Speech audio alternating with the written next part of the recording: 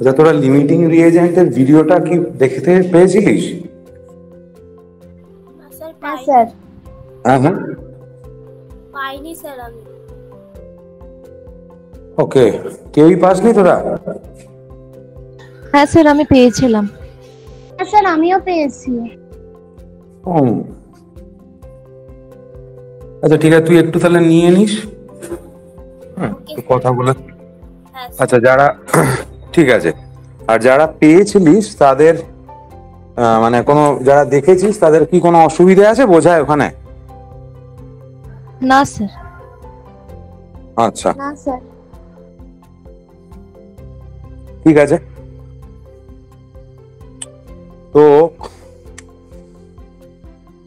তাহলে ধর লিমিটিং রিএজেন্টটা হয়ে গেল, শুধু একটা। আচ্ছা, তোদের ওই পরীক্ষাটা কেমন হলো রে? আমার তো সেরকম ভাবে পড়ানো হয়, তোদের ব্যাচটা একটুখানি টাইম বাড়াতে হবে, এত কম ইয়েতে হচ্ছে না, কম সময়। তোদের পরীক্ষা কেমন হলো? পরীক্ষা দিয়েছিস তোরা? হ্যাঁ স্যার।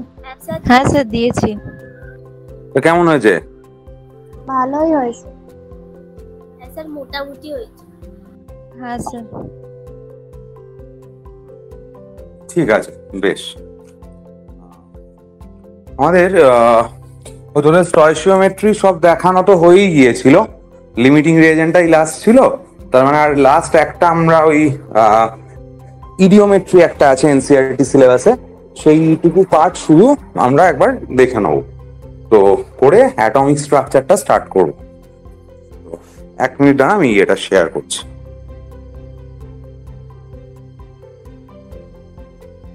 আচ্ছা, এটা হেডিং কর যে তোর ইডিওমেট্রি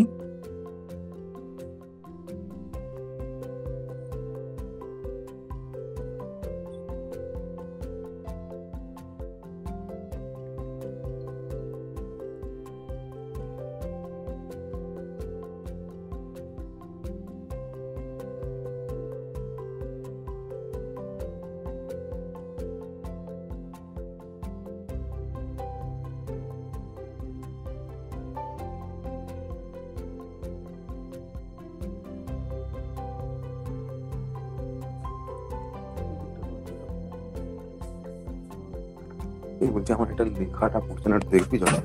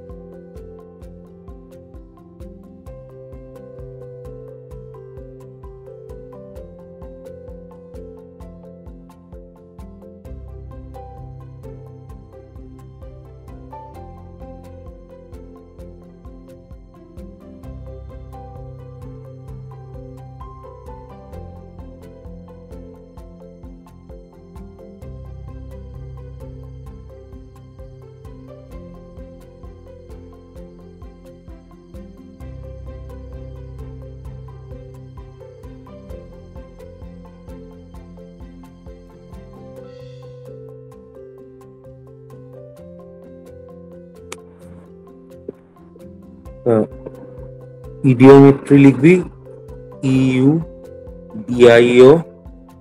EUDIOMETRY, idiometry or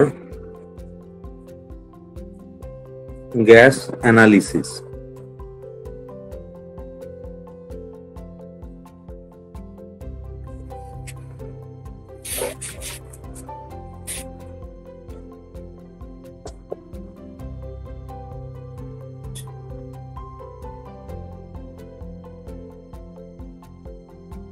প্রথমে লিখবি যে generally any gas phase reaction happens in a sealed special type of glass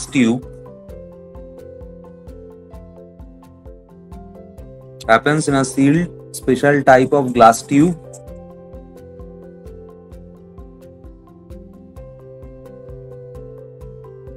known as idiometer.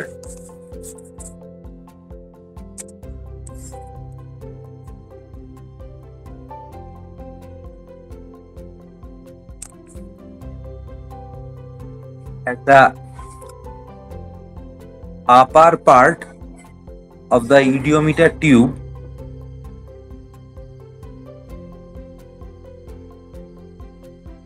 two platinum wires are present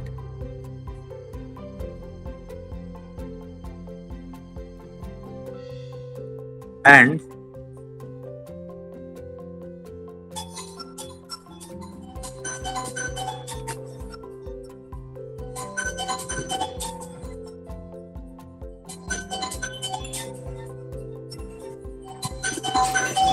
by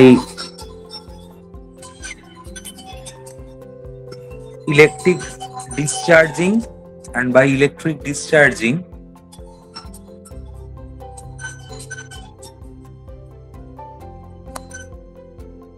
sir বাইরের পর কি বললেন? ইলেকট্রিক ডিসচার্জিং দরকার না, ওটা লেখ যে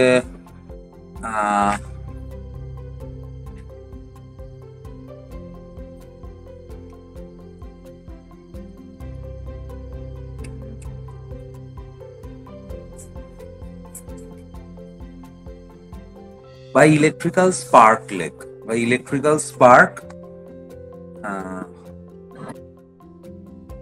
current is generated inside the idiometer tube.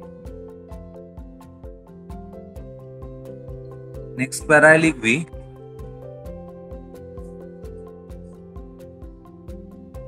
here the formed gases are absorbed completely.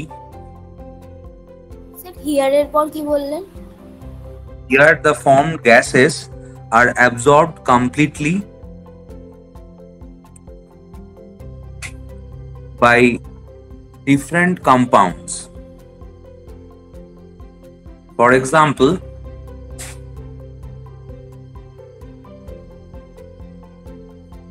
CO2 and SO2 gas are completely absorbed by KOH solution. CO2 and SO2 gas are completely absorbed by KOH solution, comma. O2 gas is completely absorbed by alkaline pyrogallol solution. O2 gas is completely absorbed by alkaline pyrogallol solution, comma. CO gas is completely absorbed by ammoniacal cuprous chloride solution. CO gas, মানে carbon monoxide gas, is completely absorbed by ammoniacal cuprous chloride solution, etc.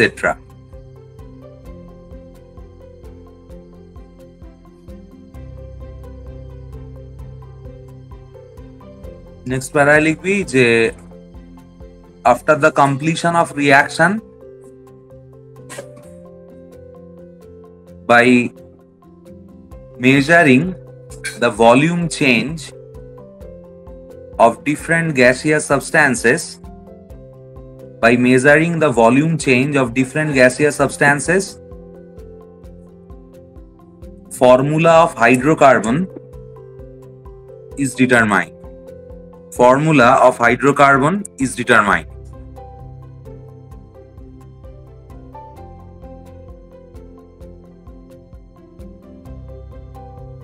Sir of রিঅ্যাকশনের পরে বলুন।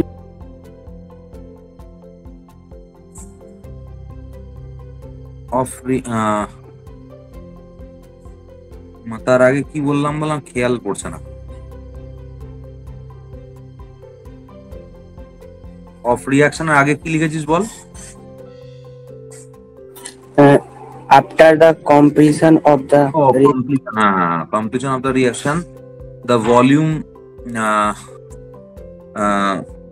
formula of hydrocarbon can be determined. Formula of hydrocarbon can be determined by is determined. Sir ওর আগে ছিল যে after the completion of reaction by measuring the volume change of different gaseous substances, formula of hydrocarbon is determined. ওইটা By measuring the volume change of different gaseous substances.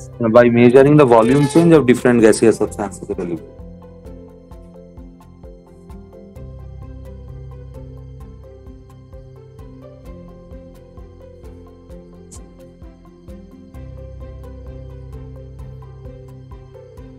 তোদের এখানে Bangla version আসিস আবার না, ঠিক আছে, আমি বাংলা কোয়েশ্চেন বলে দেওয়া যাবে, এটা বুঝতে পারবি সবাই, কিছু অসুবিধা নেই। আমরা কোয়েশ্চেনে চলে আসি। প্রথম কোয়েশ্চেনটা লেখ যে আমি বাংলাতেও বলে দেবো, বাংলা ভার্সন যারা তারা বাংলাতেই লিখিস যে 1 litre of a mixture of CO and CO2, বাংলায় লিখবি CO এবং CO2 গ্যাসের 1 লিটার একটি মিশ্রণকে 1 liter of a mixture of CO and CO2 gas, মানে CO gas and CO2 gas,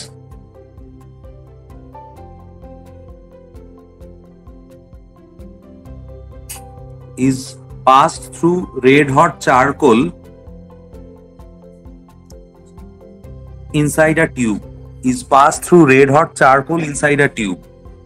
একটি টিউবের মধ্যে লোহিতপ্ত চারকোলের উপর দিয়ে চালনা করা হলো। একটি টিউবের মধ্যে লোহিতপ্ত চারকোলের উপর দিয়ে চালনা করা হলো। অ্যাজ আ রেজাল্ট, এর ফলে মিশ্রণের আয়তন হলো 1.6 litre. The volume of the mixture becomes 1.6 liter.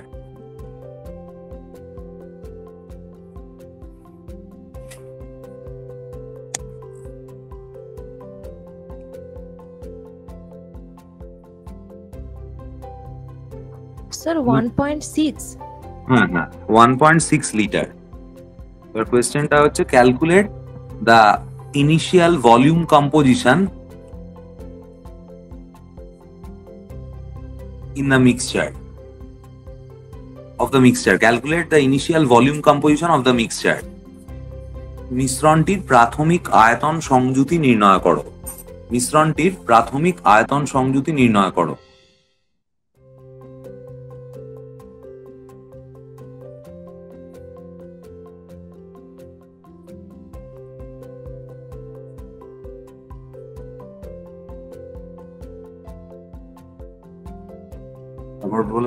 দেওয়া আছে যে all the volume have been measured at identical condition. সব আয়তন একই অবস্থায় নির্ণীত হয়েছে।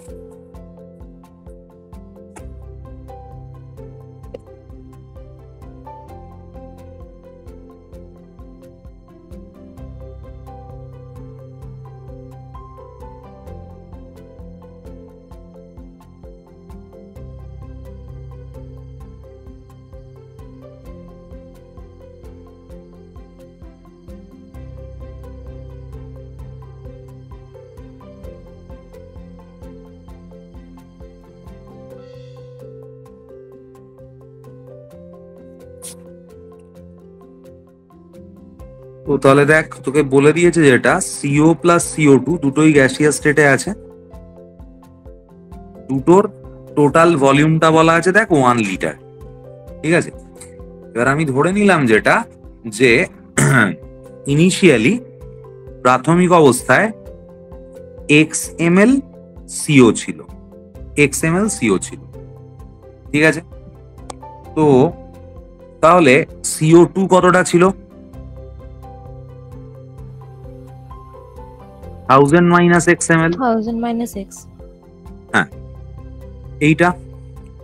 এবার তোকে দেখতে হবে যে এখানে বলেছে যে এই যে মিক্সচারটা CO প্লাস CO2 এইটা তোর পাস করানো হচ্ছে চারকোলের ওপর দিয়ে।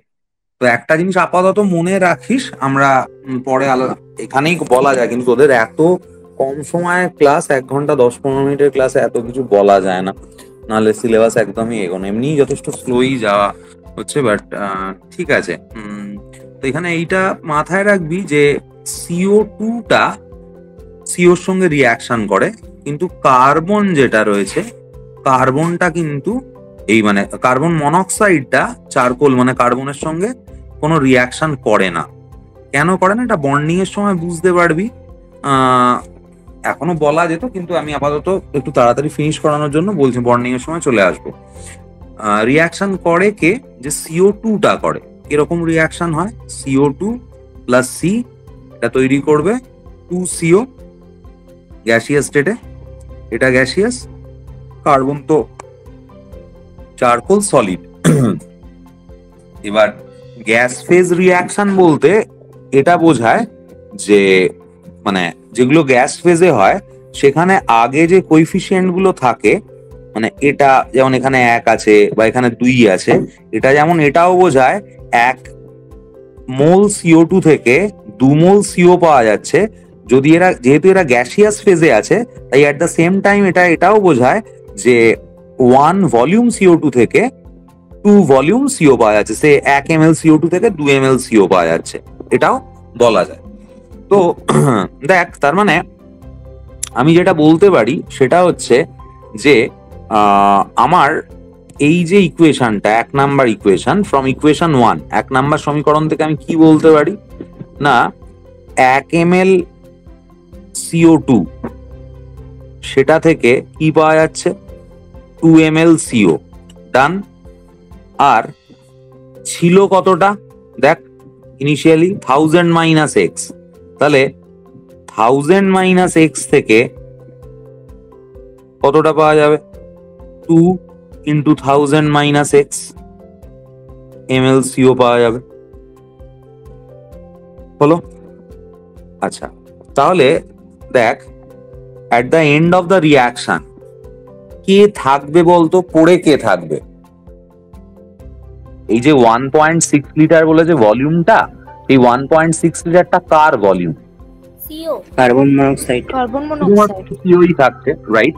তার মানে অ্যাকর্ডিং টু দা কোয়েশ্চেন এবার কার্বন মনোক্সাইড কতটা হচ্ছে, এইটা দেখ 2 ইন্টু 1000 মাইনাস x, এটা একটা প্লাস কি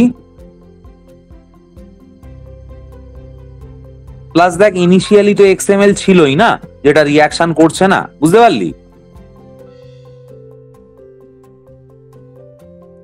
এই ভ্যালুটা হয়ে যাবে 1600। তাহলে এখান থেকে সলভ করে দেখ এক্সটা কত আসছে, 600 আসছে। তার মানে আমি কি বলতে পারি যে ইনিশিয়ালি প্রাথমিক অবস্থায় তোর CO ছিল 600 ml, তাহলে CO2 কত ছিল 1000 মাইনাস 600 ml 400 ml, সেটাই।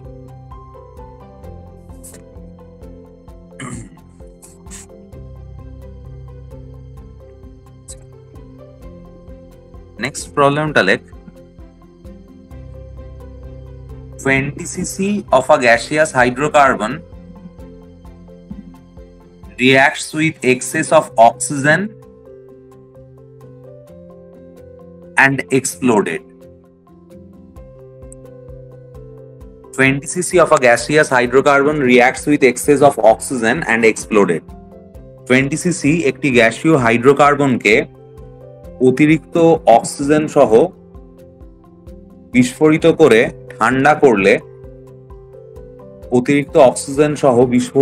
ঠান্ডা করলে and exploded. Stop.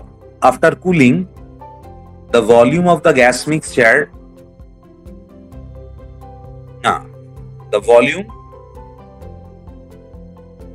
স্যার বলছি একবার ওই হাইড্রোকার্বন রিঅ্যাক্টস উইথ এক্সেস অক্সিজেনের পরের পার্টটা বলবেন? and is excess oxygen and then exploded. তারপর stop. After cooling, the volume of the gas mixture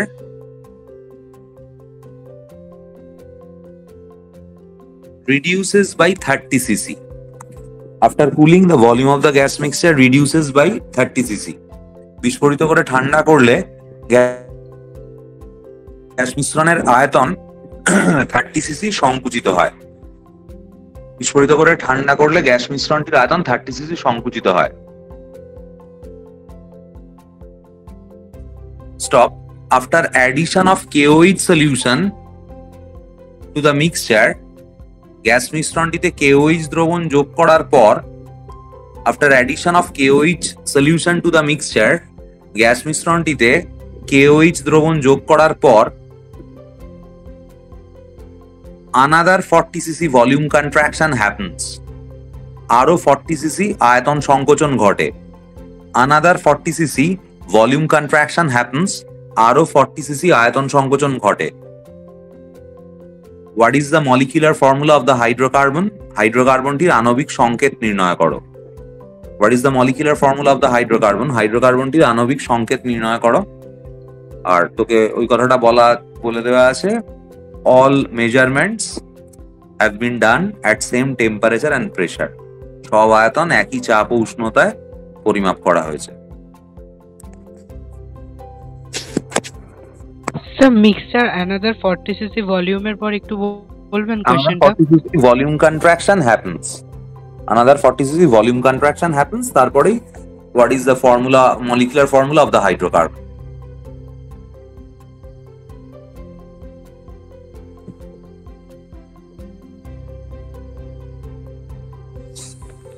তো এইটা একটা লাস্ট টাইপ এইখান থেকে যেরকম প্রবলেম পড়ে তার মানে হাইড্রোকার্বনের একটা ফর্মুলা বার করতে বলেছে। তো hydrocarbon it's quite loud and clear from the term itself, it consist of carbon and hydrogen, right?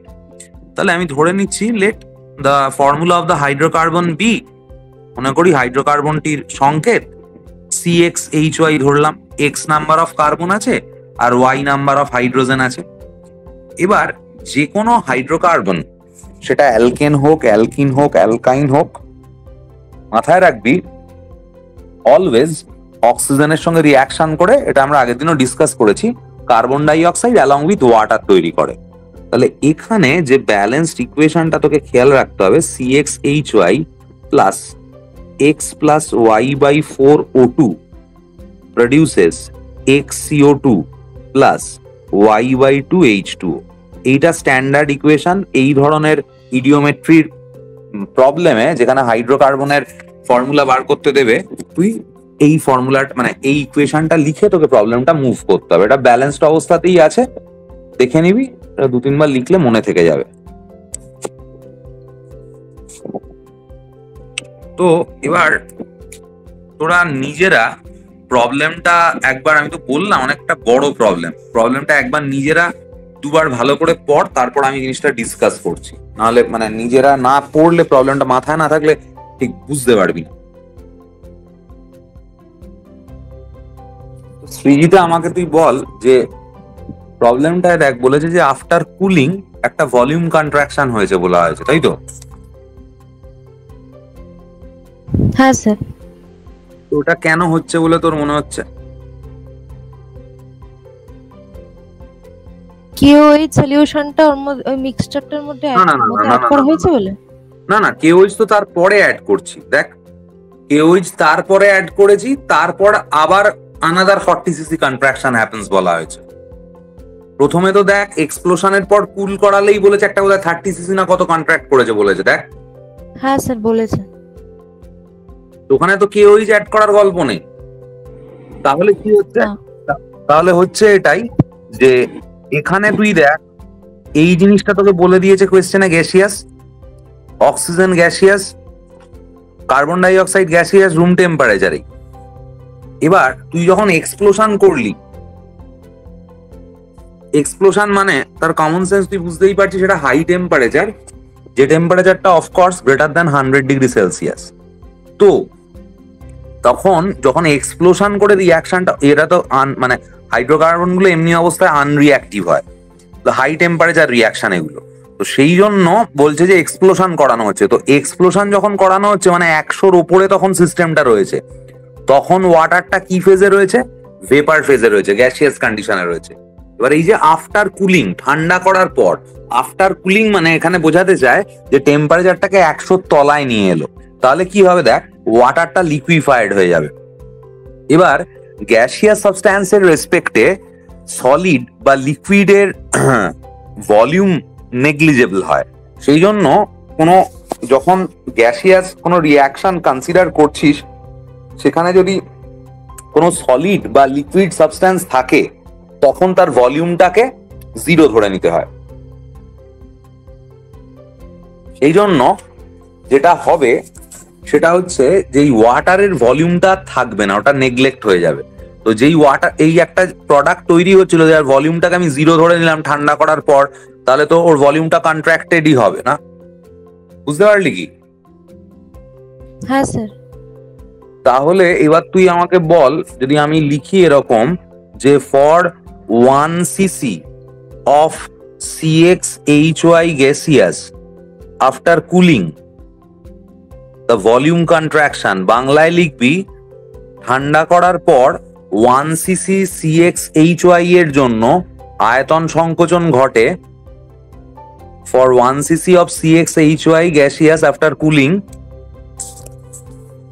the volume contraction, আয়তন সংকোচন equals to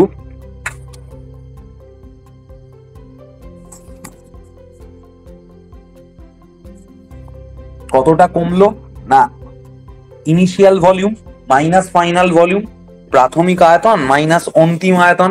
প্রাথমিক আয়তন কোনগুলো, এর CxHy এর আগে কোএফিসিয়েন্ট কি আছে, 1 প্লাস x প্লাস y/4, এটা হয়ে গেল ওর ইনিশিয়াল ভলিউম ছিল, মাইনাস ফাইনাল ভলিউম কি হয়ে যাবে, x, আর এই পার্টটা তো 0 হয়ে গেছে না, লিকুইড হয়ে গেছে বলে, তাহলে তোর কি হচ্ছে দেখ, x x ক্যান্সেল আউট হয়ে যাচ্ছে, তাহলে আসছে হচ্ছে 1 প্লাস y/4 cc। এই অবধি বুঝতে পারলি সবাই? স্যার ওটা x -0 কেন হলো? মাইনাস না, সরি +0 লিখবে।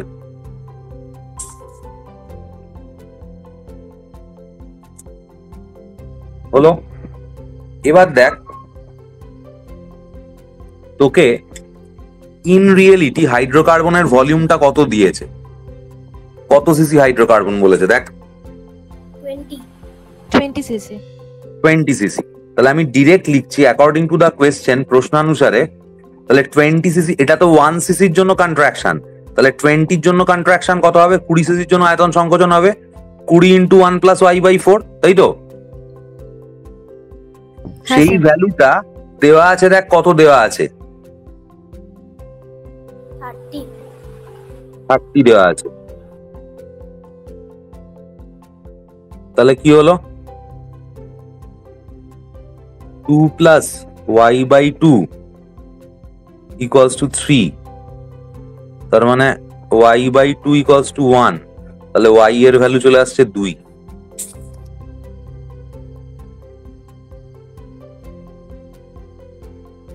এটা হলো। এবার দেখ KOH এর রোলটা কি, দেখ আমি একটু আগে যেটা লিখিয়েছি সেখানে কি বলা আছে, দেখ KOH কাকে অ্যাবজর্ব করে,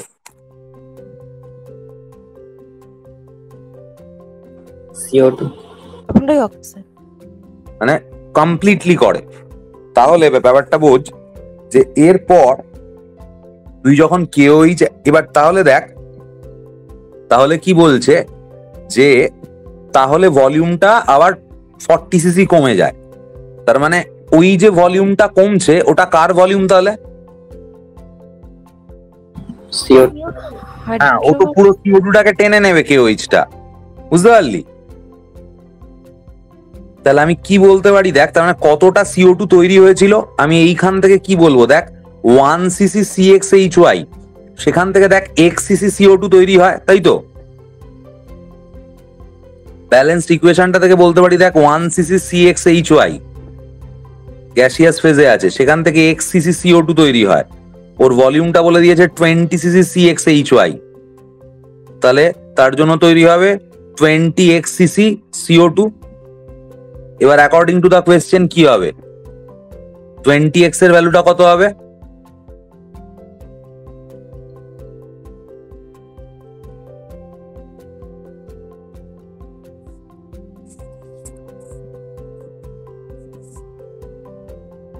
মানে যে CO2 টা অ্যাবজর্ব করে নিচ্ছে সেই ভলিউমটাই তো হবে না, মানে যে 40 হবে, তো 40টা কমছে, কেন কমছে? KOH অ্যাড করলে 40 cc কমছে, তার মানে হচ্ছে KOH তো রোলটা হচ্ছে পুরো CO2 টাকে টেনে নেয়, তাহলে পুরো CO2 টা KOH অ্যাড করলে চলে গেছে, তার মানে যে ভলিউমটা কমছে সেটা CO2 রই ভলিউম, তাহলে 20x = 40, তাহলে x এর ভ্যালু আসবে 2, তাহলে ফর্মুলাটা কি হবে? CxHy ছিল, তার মানে হচ্ছে C2H2 হবে হাইড্রোকার্বনের ফর্মুলা।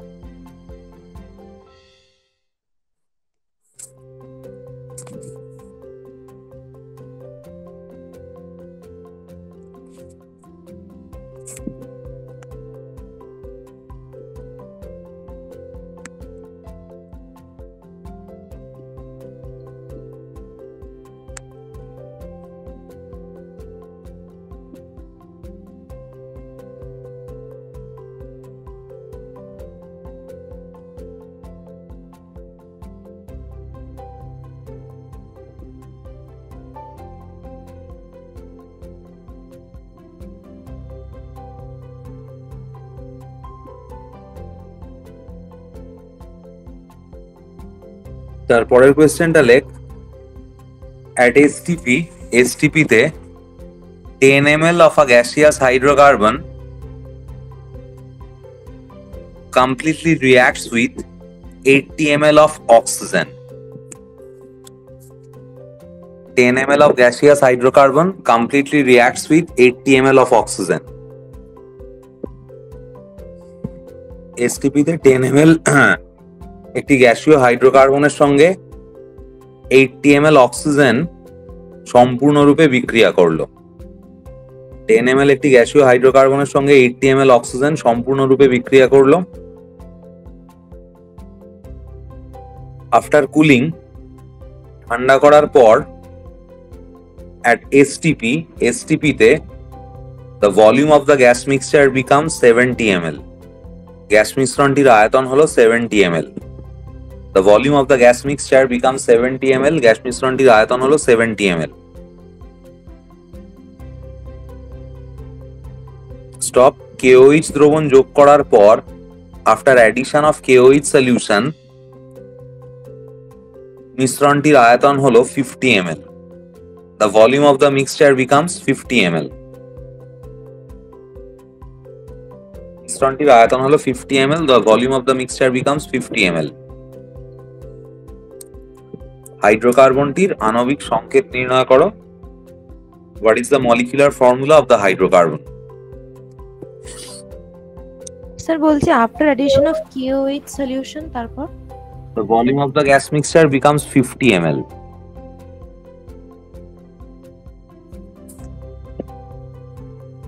তাহলে দেখ আবার ওই একই রকম অঙ্ক, আমি ওর ফর্মুলাটাকে CxHy ধরলাম, হাইড্রোকার্বনের সংকেতটাকে, তাহলে CxHy plus x plus y/4 O2 x CO2 plus y/2 H2।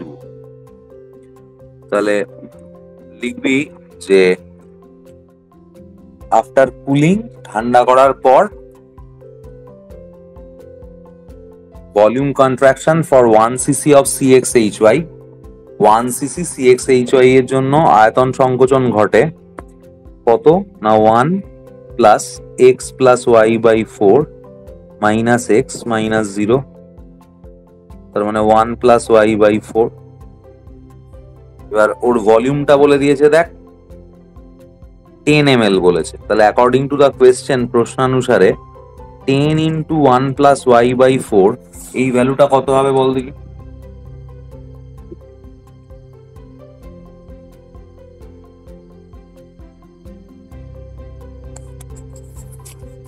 Seventy.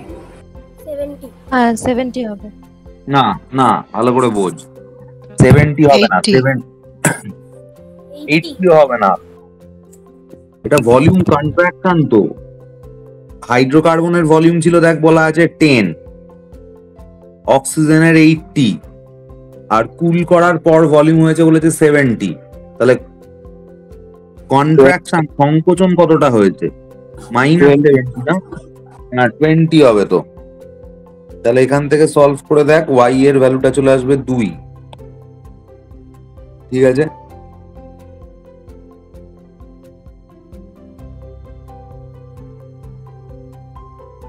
আবার আমি বলতে পারি যে ওই তোর ওই ব্যালেন্সড ইকুয়েশনটা থেকে তুই বলতে পারবি 1 ml CxHy equivalent to x ml CO2, তাহলে ওটা 10 ml বলেছে, তার জন্য হবে 10x ml CO2।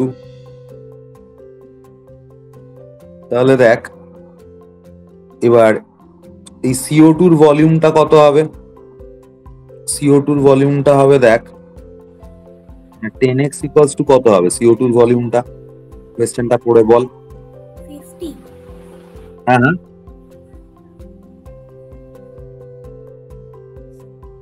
না না 50 কেন হবে?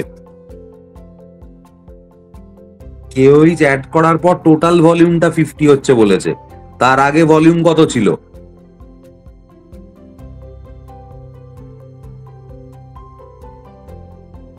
তার আগে ভলিউম তো ঠান্ডা করার পর যেটা হলো সেটাই না, 70 আর 50 হচ্ছে, তার মানে ওটা হয়ে যাচ্ছে 20 আসবে। ও সরি, এটা ওয়াইটা 4, সরি, তার মানে এটা তোর হবে ফর্মুলাটা C2H4, ওর ওয়াই ভ্যালুটা 2 না, ওয়াই ভ্যালুটা 4 আসছে।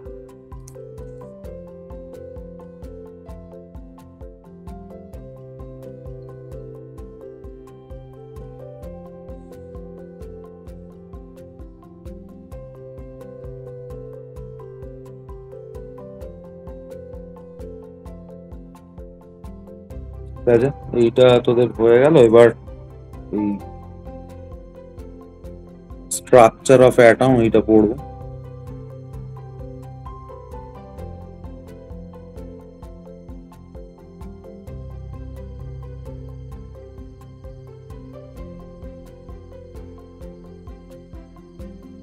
যার তোর ইয়েটা হচ্ছে বাংলাটা হচ্ছে পরমাণুর গঠন।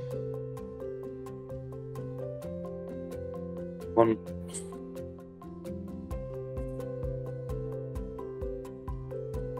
এখানে ধর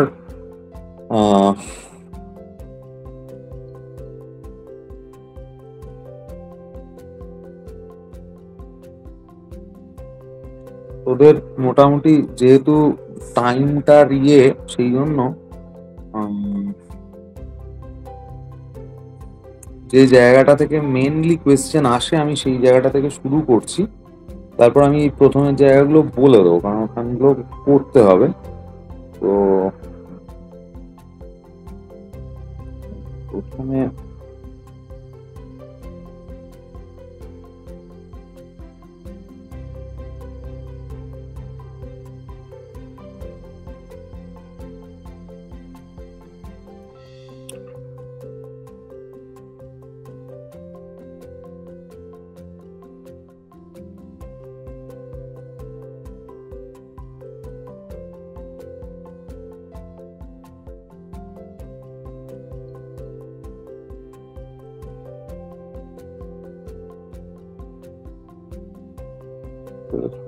আমরা যে থমসনস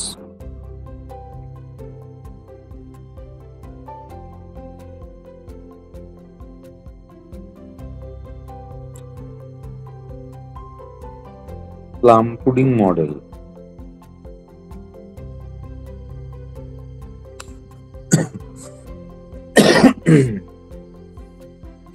আচ্ছা, তোরা আমার একটা কথা বল, যে তোদের এই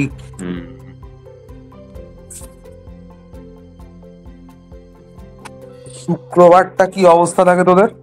এই শুক্রবারটা কি তোদের ছুটি আছে স্কুলে জন্মাষ্টমীতে? হ্যাঁ স্যার। হ্যাঁ স্যার। হ্যাঁ স্যার আছে। আচ্ছা, ঠিক আছে তাহলে। তো আচ্ছা,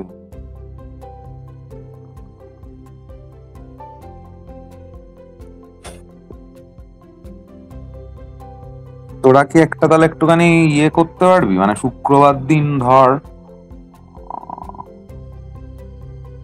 যদি হয়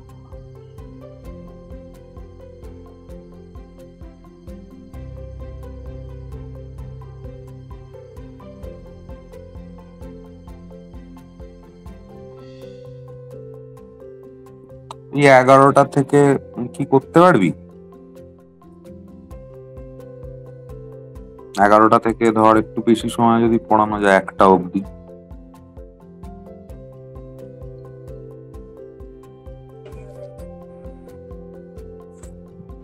স্যার আমার হবে। আমারও হবে। স্যার আমারও হবে। হ্যাঁ স্যার হবে। আচ্ছা, ঠিক আছে তাহলে আমি শুক্রবারটা একটু করিয়ে দেবো, মানে হয়তো করানো যাবে না, অনেকটা ইয়ে রয়েছে তো। আচ্ছা,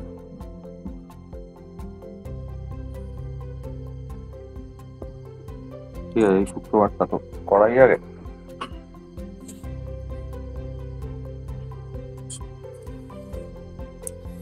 তো এই থমসনস প্লাম পুডিং মডেল যেটা,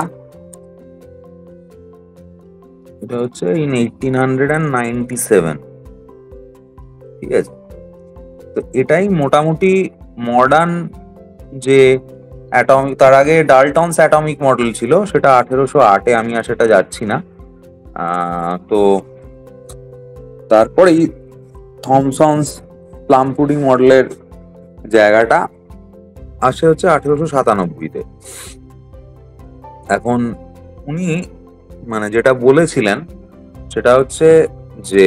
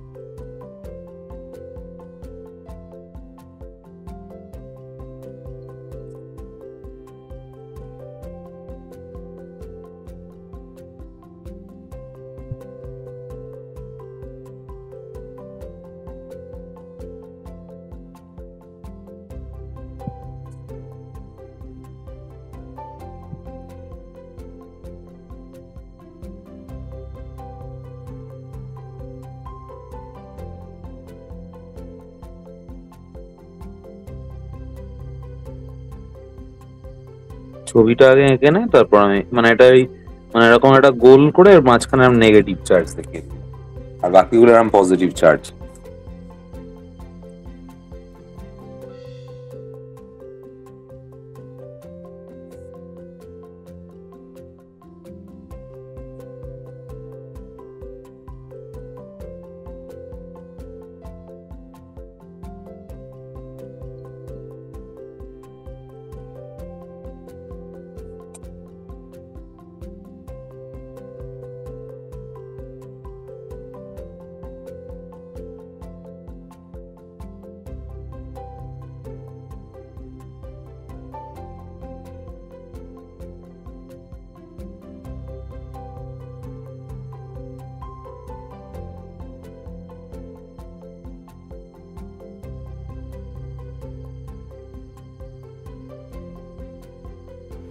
এটাই কি থমসন মডেল অফ অ্যাটমটা?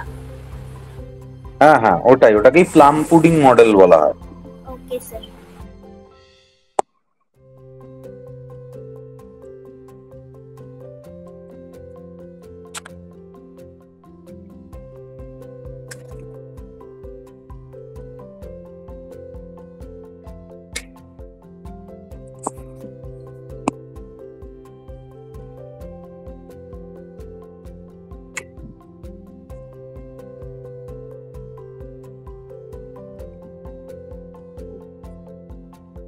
তা লিখবি যে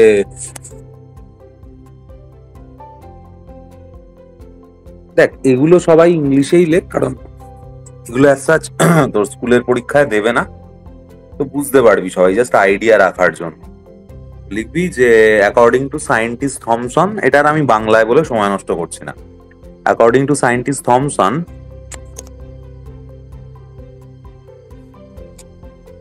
an atom is uniformly positively charged. An atom is uniformly positively charged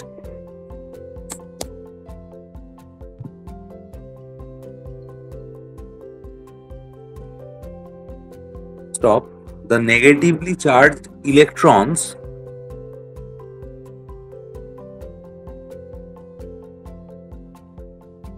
are stuck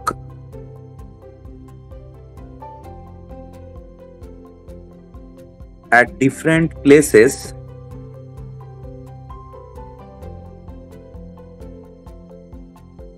on the positively charged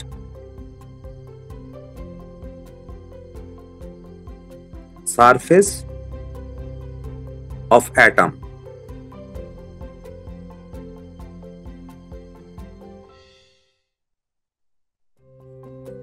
এইটা থমসন বলেছিলেন, মানে ওনার মডেলটা। হ্যাঁ হ্যাঁ, পজিটিভ চার্জের পর কি বললেন? Positively charge surface of an atom. মানে থমসন যেটা বলেছিলেন যে যে কোনো অ্যাটম, সেটা তার সারফেসটা এন্টায়ারলি পজিটিভলি চার্জ হয়ে আছে, এবং সেই পজিটিভলি চার্জ সারফেসের মাঝে মাঝে নেগেটিভলি চার্জ ইলেকট্রন গুলো এক একটা জায়গায় আটকে আটকে আছে, ঘুরছে। এ কথা কিন্তু উনি বলেননি। কেন এটাকে প্লাম পুডিং মডেল বলা হয়? লাইক ওই যেমন ধর তোরা ফ্রুট কেকে যখন দেখিস, কেকের ওপরের সারফেসে জায়গায় যেখানে যেখানে ফ্রুট পিস গুলো আটকানো থাকে, তো ওই রকম ওই কেকের যে সারফেসটা, সেটা হচ্ছে positively charge surface as if, আর ওর মাঝখানে যে ফ্রুটের পিস গুলো, সেগুলো হচ্ছে নেগেটিভলি চার্জ ইলেকট্রন। সেরকমই পুডিং এর ক্ষেত্রে, পুডিং এর ওপরে অনেক সময় এরকম ফ্রুট স্লাইস দেওয়া হয়, তো পুডিং এর ওপরেরটা হচ্ছে positively charge surface of atom as if, আর তার মাঝখানের যে ওই ফ্রুটের স্লাইস গুলো, সেগুলো হয়ে যাচ্ছে ইলেকট্রন। তো সেই জন্য এটাকে প্লাম পুডিং মডেল বলা হয়। 1897 এস্টাবলিশড। তো এবার এটা এই যে প্লাম পুডিং মডেল, সেটা এমনি ঠিকই আছে, মানে ঠিক আছে বলতে বেশ কিছু বছর, মানে ধর বছর 4-5 এটা মানে যথেষ্ট ভ্যালিড থিওরি ছিল আর কি। মানে এই থিওরিটার ওপর বেস করে কাজকর্ম করা হয়েছে, ধরা হয়েছে, মানে বিভিন্ন জিনিসপত্র পড়েছে। তো কিন্তু যেটা সমস্যা হয়ে দাঁড়ায় সেটা হচ্ছে যে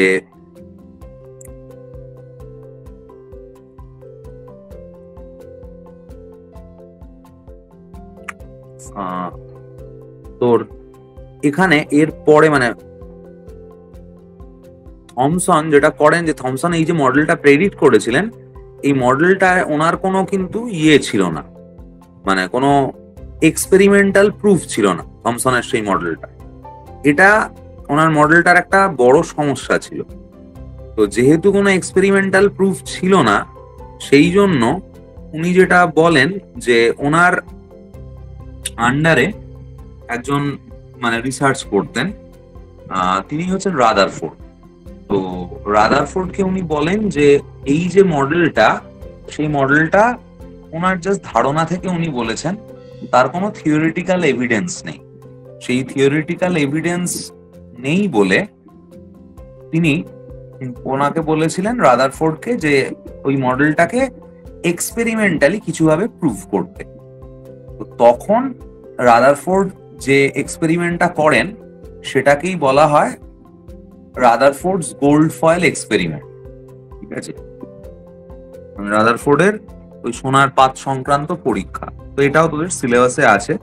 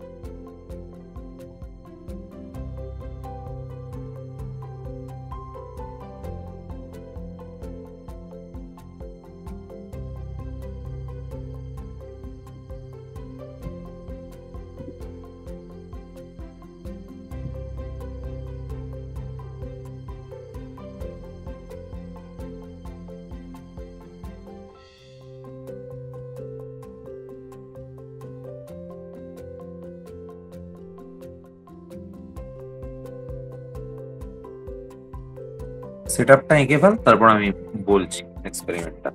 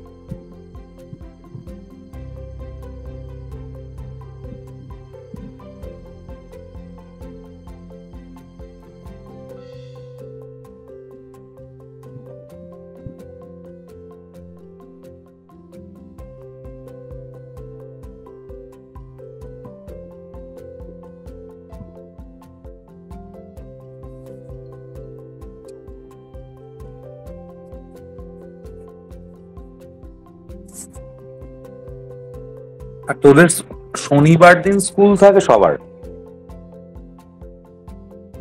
না স্যার, থাকে না আমার। হ্যাঁ স্যার থাকে। না স্যার, লাস্ট হ্যাঁ স্যাটারডে স্যার থাকে। শনিবার স্কুল থাকে? স্যার আমার থাকে। আচ্ছা, কটা অবধি? স্যার দুটো। তারপর পড়া থাকে এখানে? হ্যাঁ স্যার, কটা থেকে সেটা? 6:30 থেকে। ও, আর একটা, এটা আমি মানে এটা শুক্রবারটা তো ঠিক আছে, কিন্তু শুক্রবার তো প্রত্যেক সপ্তাহ আমারও বেরোনো থাকবে, তোদেরও ইয়ে থাকবে, কিন্তু আমি বলছি যে ধর যদি আমি এরকম চেষ্টা করবো অন্তত 1-2 মাস যদি করা যায়, তাহলে সিলেবাসটা এগিয়ে যাবে। যে ধর আহ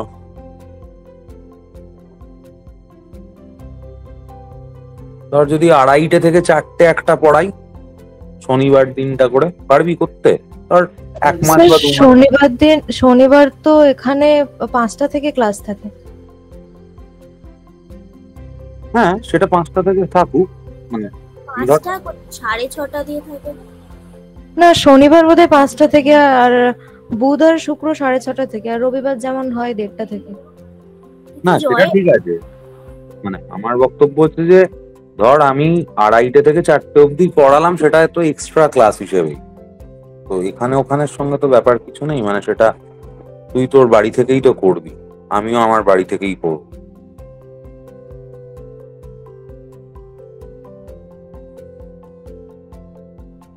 মানে পারবি কি সেটা করতে? যদি পারিস তাহলে আমি একটা দিন তাহলে কথা বলবো, আর না হলে এগোনোটা মুশকিল হবে। নাহলে তোরা যদি বলিস স্যার কটা থেকে? 2:30 থেকে 4টে। হ্যাঁ স্যার, হবে। বাকি সবার হবে তো? হ্যাঁ স্যার হবে। হ্যাঁ স্যার ঠিক আছে। হবে।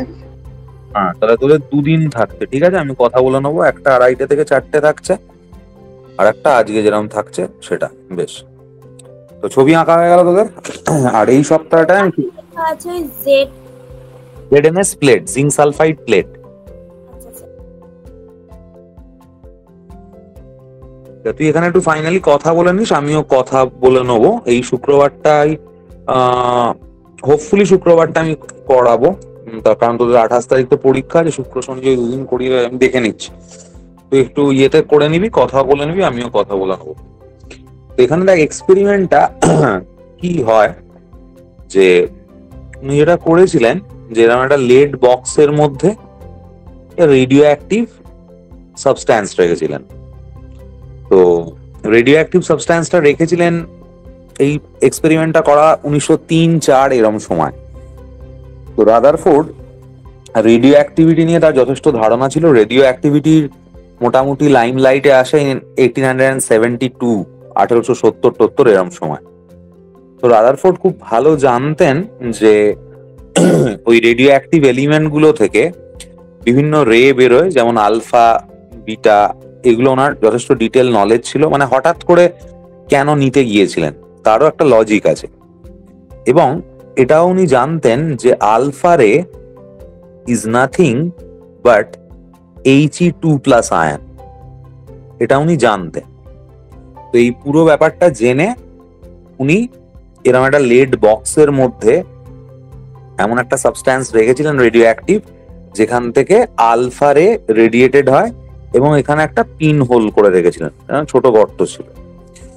কেন লেড বক্সের মধ্যে নিয়েছিলেন? কারণ লেডটা ওই রেডিও অ্যাক্টিভ এলিমেন্ট থেকে যে ওয়েভ গুলো বেরোয় সেগুলোকে অ্যাবজর্ব করতে পারে, যে কোনো জায়গা থেকে বেরিয়ে যেতে পারবে। বলো। এবার সামনে উনি একটা গোল্ড প্লেট রেখেছিলেন, এবং গোল্ড প্লেটটা অ্যাজ থিন অ্যাজ পসিবল, মানে যতটা পাতলা হওয়া সম্ভব ততটা। মানে উনি যেটা বলেছিলেন যে অ্যাজ ইফ এটা একটা মোনো অ্যাটমিক লেয়ার, মানে একটাই অ্যাটম আছে, মানে যে লেয়ারটা রয়েছে তাতে একটাই লেয়ার রয়েছে, মানে তাতেই যে অ্যাটম গুলো বসানো রয়েছে এরকম না, মানে একটা লেয়ার, তাতে যে অ্যাটম গুলো রয়েছে সেইটা নিয়েই হচ্ছে গোল্ড প্লেটটা। মানে single atom layer, single layer দিয়ে গোল্ড প্লেট, মানে প্রচন্ড একটা থিন গোল্ড প্লেট নিয়েছিলেন, এবং এর ব্যাক সাইডে একটা জিঙ্ক সালফাইড প্লেট কভার করে রেখেছিলেন, জিঙ্ক সালফাইড প্লেট দিয়ে। তো যেটা হয়েছিল, উনি যেটা অবজারভেশন ছিল যে ম্যাক্সিমাম যে উনি যে কটা আলফা রে, ওখান থেকে যতগুলো alpha ray, alpha particle basically alpha particle মানে He2+ আয়ন, যতগুলো এই গোল্ড প্লেটের থ্রু দিয়ে পাস করান, তো উনি দেখেন যে তার অলমোস্ট 92% তার কোনো ডিফ্লেকশন হয় না, মানে পথের কোনো পরিবর্তন হয় না, যে স্ট্রেট ওয়েতে পড়েছে ওই স্ট্রেট ওয়েতেই বেরিয়ে যায়। এখন এই যে স্ট্রেট ওয়েতে পড়ে স্ট্রেট ওয়েতে বেরোচ্ছে, সেটা বোঝা যায় কি করে? সেখানেই আসলে জিঙ্ক সালফাইড প্লেটের রোলটা।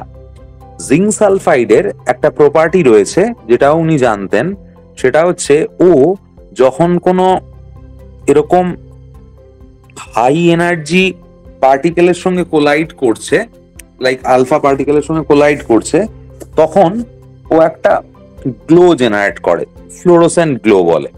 তো এই গ্লোটা দেখে বোঝা যায় যে, ধর তুই তো বুঝতে পারবি না যে স্ট্রেট লাইনে যাচ্ছে কি যাচ্ছে না, যে এবার যেটা হয় এইরম জায়গায়, এরম তো আমি এঁকেছি এরকম লাইন,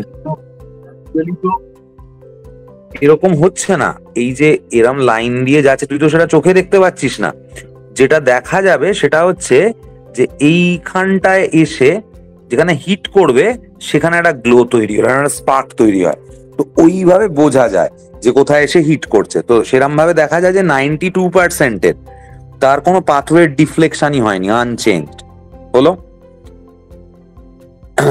খুব কম সেটা দেখা যায় যে ডিফ্লেক্টেড হয়েছে, বেঁকেছে, এবং সেই অ্যাঙ্গেলটা লেস দ্যান 90 ডিগ্রি।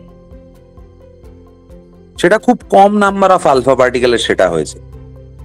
আর আরো কম নাম্বার অফ আলফা পার্টিকেল তারা গ্রেটার দ্যান 90 ডিগ্রি অ্যাঙ্গেলে বেঁকেছে। আর একটা দেখলেন যে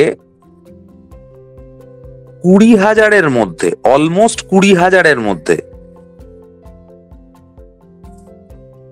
একটা এ কি করছে, যে পাথওয়ে দিয়ে যাচ্ছে, যে স্ট্রেট পাথওয়েতে যাচ্ছে ওটাতেই ও রিভার্ট ব্যাক করছে, ওই পাথওয়েতেই ব্যাক করে যাচ্ছে।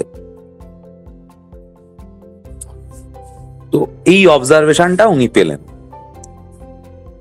যে ম্যাক্সিমাম জায়গাটা, ম্যাক্সিমাম যে আলফা পার্টিকেল সেটা বেরিয়ে যাচ্ছে 92%,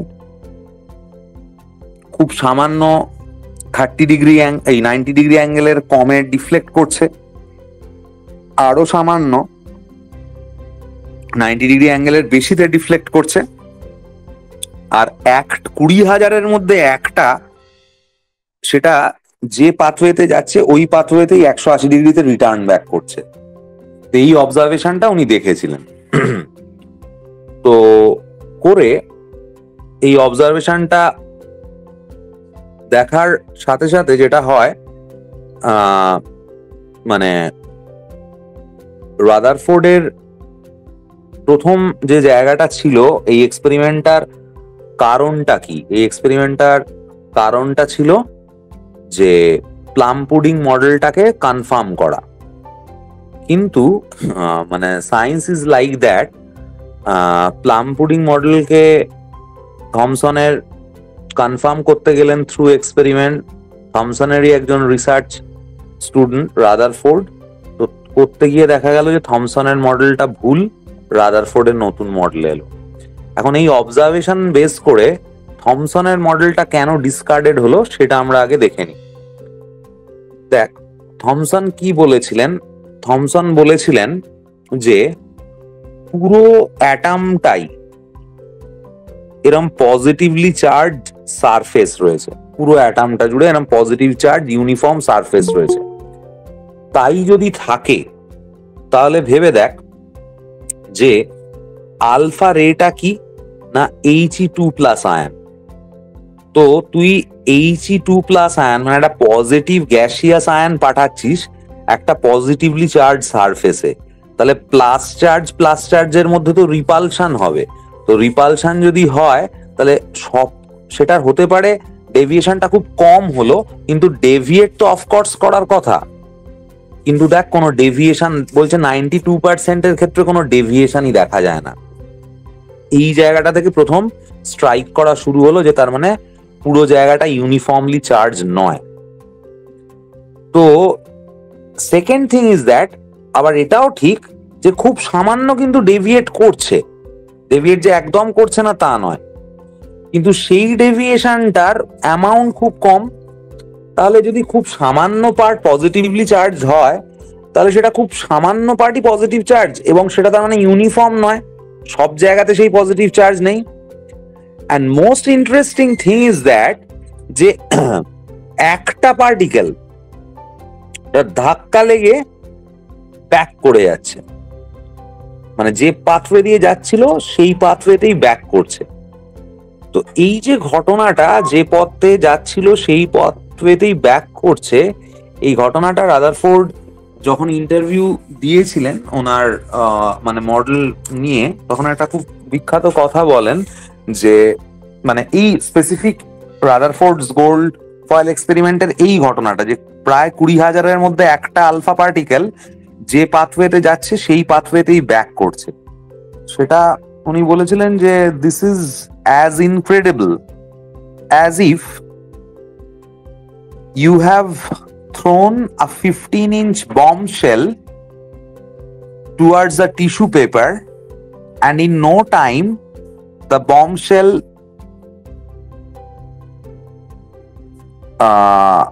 revert back by hitting the tissue paper and hit your head. মানে উনি বলেছিলেন যে ব্যাপারটা বমশেল মানে হচ্ছে যে ধর ওই আগেকার দিনে ইউজ হতো যুদ্ধে, ওরকম ওই কামান ফামান টাইপের যে ইনস্ট্রুমেন্ট গুলো ছিল, মানে এরকম দেখবি বমশেল সার্চ দিলে তুই পাবি এরকম মানে সলিড মেটালের পিস, যেটা মানে 15-inch বমশেল, মানে ধর যার 1 ফুটের থেকেও বেশি, তার ওয়েট ধর অলমোস্ট কত হবে, মানে প্রায় 15-20 কিলোগ্রাম মতো ওয়েট। তো সেরকম একটা বমশেল বলা হচ্ছে যে একটা টিস্যু পেপারে ছোঁড়া হলো, দেখা যাচ্ছে টিস্যু পেপারটায় বমশেলটা লেগে সাথে সাথে ওটা ঘুরে এসে যে ছুঁড়েছে তার মাথায় ধাক্কা মারলো। এটা যতটা অসম্ভব একটা ঘটনা, এই যে এক্সপেরিমেন্টে রাদারফোর্ড যে একটা পার্টিকেলের যে ফিরে আসার ঘটনা, সেটাকে উনি অতটাই অসম্ভব বলেছিলেন। কেন অতটা অসম্ভব বলেছিলেন তার একটা কারণ তোরা আপাতত বুঝতে পারবি, সেটা হচ্ছে যে এই যে আলফা পার্টিকেল যেটা যাচ্ছে তার ভেলোসিটি মোটামুটি কিরকম থাকে বলতো, 16,000 কিলোমিটার পার সেকেন্ড। পার সেকেন্ডে 16,000 কিলোমিটার যায়, এবং তার মানে ওটা ভাব যে কি বিভৎস মোমেন্টাম নিয়ে আলফা পার্টিকেল মুভ করে, সেখানে জিনিসটা ধাক্কা লেগে ওরকম ব্যাক করছে। তো সেইটা উনি বলেছেন এটা একটা ইনক্রেডিবল ফেনোমেনন। তো করে উনি যে কনক্লুশনটা তারপর টেনেছিলেন এই মডেলটা রিলেটেড, সেটা উনি বলেছিলেন যে তাহলে যে মানে অ্যাটমের মাসটা, সেই মাসটা একটা খুব ছোট জায়গায় কনসেন্ট্রেটেড হয়ে আছে, এবং সেই যে ছোট কনসেন্ট্রেটেড জায়গাটা যেখানে মাসটা রয়েছে সেটা পজিটিভলি চার্জড। সেই পজিটিভলি চার্জড কনসেন্ট্রেটেড মাসে আলফা পার্টিকেল যখন হিট করছে তখন ওটা ওরকম 180 ডিগ্রি ব্যাক করে চলে আসছে, কিন্তু সেই হিটটা করছে 20,000-এ একটা আলফা পার্টিকেল। তার মানে দেখ যে probability of that hitting is very low. তার মানে এটা বোঝাচ্ছে, এবং দেখ তার সঙ্গে এটাও বলেছে যে 92% আলফা পার্টিকেল আনডিফ্লেক্টেড মুভ করেছে, তার কোনো ডিফ্লেকশন হয়নি। তার মানে কি যে ম্যাক্সিমাম স্পেস ইনসাইড অ্যাটম সেটা হচ্ছে এমটি, সেখানে কোনো পজিটিভ চার্জেরও এক্সিস্টেন্স নেই। পজিটিভ চার্জের এক্সিস্টেন্স রয়েছে একটা খুব ছোট জায়গার সেন্টারে, যে সেন্টারে ওর এন্টায়ার মাসটাও কনসেন্ট্রেটেড, সেই জন্য ওই মাসের সঙ্গে পুরো মাসটার সঙ্গে ধাক্কা লাগছে, অ্যাজ ওয়েল অ্যাজ ওইখানেই প্লাস চার্জটা কনসেন্ট্রেটেড হয়ে আছে, সেই জন্য ওরকম সিভিয়ার রিপালশন হয়ে ওটা ব্যাক করে যায়। আর এই যে অল্প ডিফ্লেকশনের গল্পটা, সেটা কেন হচ্ছে?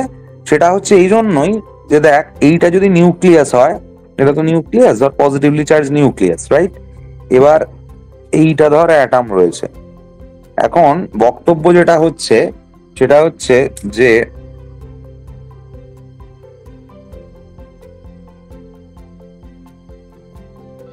স্যার আপনার স্ক্রিনটা দেখা যাচ্ছে না স্যার। ধর এইখানে যেটা হিট করলো সেটাই প্লাস চার্জ আর মাস পুরোটা কনসেন্ট্রেট হয়ে আছে, ওটাকেই উনি নিউক্লিয়াস বলেছিলেন, সেটা এরম ব্যাক করে যায়। এবার কি হয় বলতো, ধর এই যে অল্প ডিফ্লেকশন সেটা কখন হবে না, ধর যে আলফা পার্টিকেল ধর এই ডোমেন দিয়ে পাস করছে, ধর এই অঞ্চলটা দিয়ে বা এই অঞ্চলটা দিয়ে পাস করছে, তাদের ক্ষেত্রে কি হচ্ছে দেখ, প্লাস মানে প্লাস চার্জটার ওপর দিয়ে ডিরেক্ট পাস করছে না বটে, কিন্তু প্লাস চার্জ নিউক্লিয়াসটার পজিটিভলি চার্জ নিউক্লিয়াসটা তাদের খুব কাছে আছে, সেই জন্য ওখানে একটা হালকা রিপালশন তৈরি হয়ে যায়, তো সেই জন্য ওখানে ডিফ্লেকশন এলো। এর পরের লেয়ারটা ধর সেটা আরেকটু দূরে গেল, তো তখন ডিরেক্ট নেই, কিন্তু এই এর মধ্যে এই দুটো পজিটিভের মধ্যে একটা রিপালশন আরেকটু কম, তখন আরেকটু কম ডিফ্লেক্ট করলো, এই জন্য ওই অল্প ডিফ্লেকশন গুলো এই কারণে দেখা যায়। তো এইটা হলো রাদারফোর্ডস মানে মডেলটা, মানে বলেছিলেন এবং এক্সপেরিমেন্ট করে এইভাবে পেয়েছিলেন। এবার কেন গোল্ড প্লেট ইউজ করেছিলেন, কেন অন্য কোনো মেটাল ইউজ করেননি, সেটা আমরা নেক্সট দিন দেখবো আর কি। এটা নিয়ে যদি এটা যে কোনো স্ট্যান্ডার্ড বইতে পড়ে নিবি, মানে পুরো ব্যাপারটাই মানে এক্সপেরিমেন্ট আর অবজারভেশন বলা আছে, সেটা নিয়ে বলার কিছু ওই জন্য আর লেখালাম না, কিন্তু বিষয়টা এইটা বোঝার সেটা আমি বলে দিলাম। তোদের কারুর কোনো ডাউট থাকলে আমায় জিজ্ঞেস কর, আজকে আমার ক্লাসে এই অবধি রাখলাম। এটা বুঝতে পেরেছিস সবাই রাদারফোর্ডস এই এক্সপেরিমেন্টটা? স্যার নিউক্লিয়াসটা হ্যাঁ, ছাড়া তো বাকি জায়গাগুলোতে ইলেকট্রন আছে, তো ওই জন্যই কি ওটা আনডেভিয়েটেড থেকে যাচ্ছে, সোজা চলে যাচ্ছে? জায়গাগুলোতে বাকি জায়গাগুলোতে তো ইলেকট্রন থাকছে, মানে নেগেটিভলি চার্জটা থাকছে, তো তাই জন্য তো ওটা এটা কি বলতো, এত কম টাইম জুড়ে থাকে এবং ওরা তো সবসময় মুভেবল, সেটা পরে পড়লে বুঝতে পারবি। মানে তার জন্য ওই যে নেগেটিভলি চার্জ ইলেকট্রন, সেই নেগেটিভলি চার্জ ইলেকট্রনের সঙ্গে ওর ইন্টারাকশন হওয়ার প্রবাবিলিটি খুব কম, ওখানে ইলেকট্রনের বিষয়টা ধরা হয়নি আর কি। মানে উনি যখন বলেছিলেন রাদারফোর্ডের এই মডেলটা থেকে এইটুকুই বলা যায়, বুঝলি তো, উনি ইলেকট্রনের পজিশন নিয়ে খুব একটা কিছু বলতে পারেননি। নিউক্লিয়াস আর most of the space vacant, আর নিউক্লিয়াসের মধ্যেই পজিটিভ চার্জটা কনসেন্ট্রেট থাকে, আর most of the mass of atom is concentrated in the nucleus. কিন্তু ইলেকট্রন গুলো কি অবস্থায় থাকে সেটা কিন্তু রাদারফোর্ডস মডেল থেকে রাদারফোর্ড মানে ওইরকম ভাবে এই গোল্ড ফয়েল এক্সপেরিমেন্ট থেকে রাদারফোর্ড বলতে পারেন। আচ্ছা স্যার। ঠিক আছে, ওকে, অফ করলাম তাহলে আমি।